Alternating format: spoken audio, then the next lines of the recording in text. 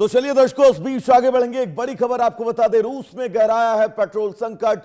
पंपों के बाहर लंबी लंबी कतारें हैं।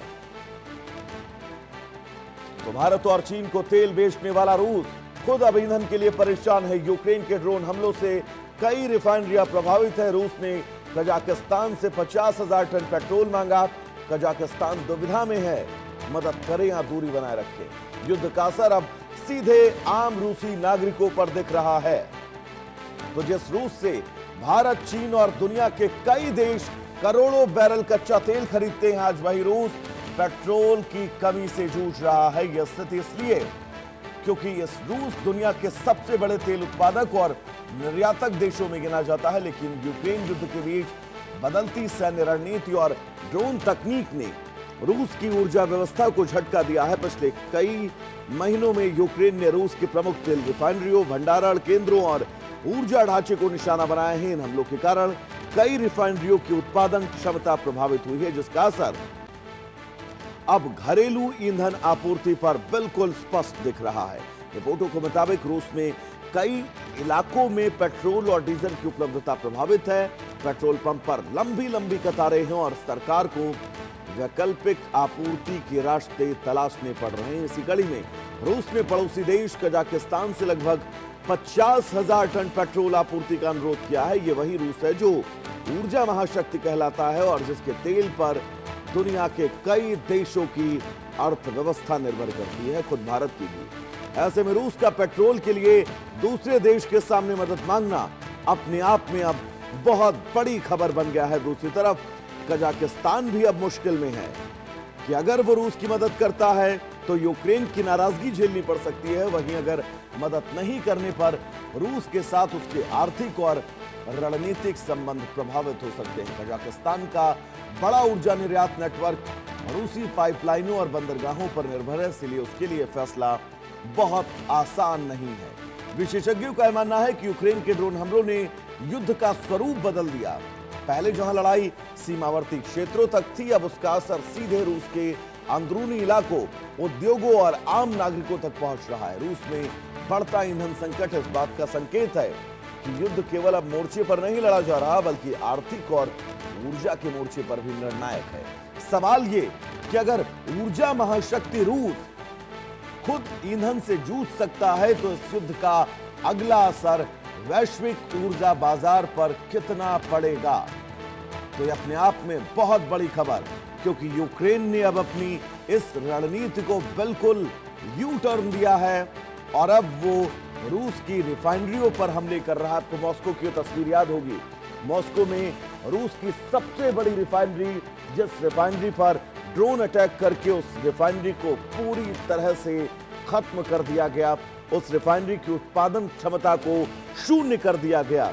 और भी कई रिफाइनरियां, जिन रिफाइनरियों को ड्रोन के जरिए यूक्रेन निशाना बना रहा है। और अब हालात ये हो चले हैं कि रूस के अंदर पेट्रोल डीजल का संकट आ गया। वो रूस जो कई देशों को तेल पहुंचाता था, कई देशों की तेल सप्लाई को पूरा करता था, कई देशों की अर्थव्यवस्था को ईंधन के जरिए मजबूत करता था, उस रूस के अंदर पेट्रोल और डीजल का संकट गहरा गया है।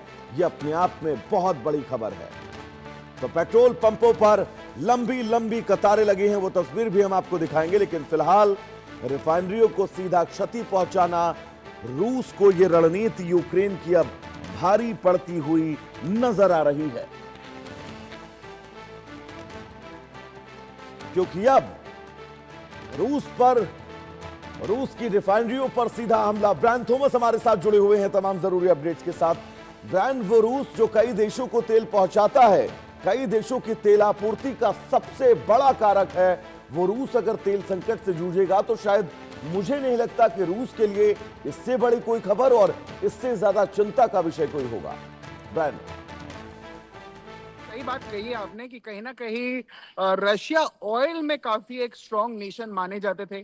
जब ऑयल क्राइसिस चल भी रहा था तब रशिया का जो एक ऑयल को लेके एक कॉन्फिडेंस बहुत स्ट्रॉन्ग था। अगर हम पुतिन की बात करें या पुतिन के स्टेटमेंट की बात करें तो कहीं ना कहीं रशिया और पुतिन का एक ऑयल के तरफ, तेल के तरफ जो स्टांस था वो बहुत स्ट्रांग नजर आ रहा था। पर अब जो है वो हालात, जो सिचुएशन है वो पूरा बदल चुका है, क्योंकि रशिया में पेट्रोल और डीजल की जो सप्लाई है, जैसे आपने बताया, उसको लेकर संकेत और गहरा बनता हुआ नजर आ रहा है। देश के कई शहरों में फ्यूल स्टेशन के बाहर गाड़ियों की लंबी लंबी कतारें देखने को मिल रही है, जबकि कई पेट्रोल पंप्स पर जो ईंधन खत्म होने की वजह से सप्लाई प्रभावित हुई है।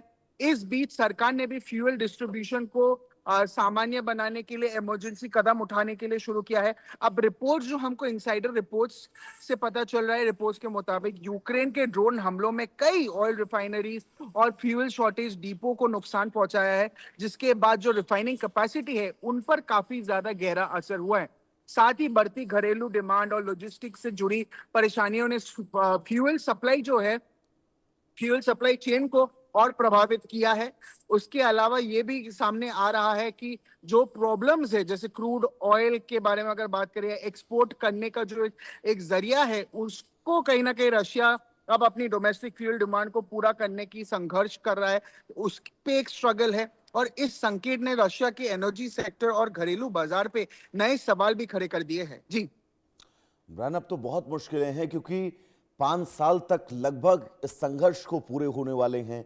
इन 5 सालों के बीच यूक्रेन को बहुत बड़ी क्षति रूस ने पहुंचाई है, उसमें कोई डाउट नहीं है। लेकिन अब जो रणनीति ये अपनाई गई है, अगर यूक्रेन ये रणनीति पहले अपना लेता तो शायद इस युद्ध का नतीजा अब तक निकल जाता, या फिर नतीजा या रास्ता कोई और होता।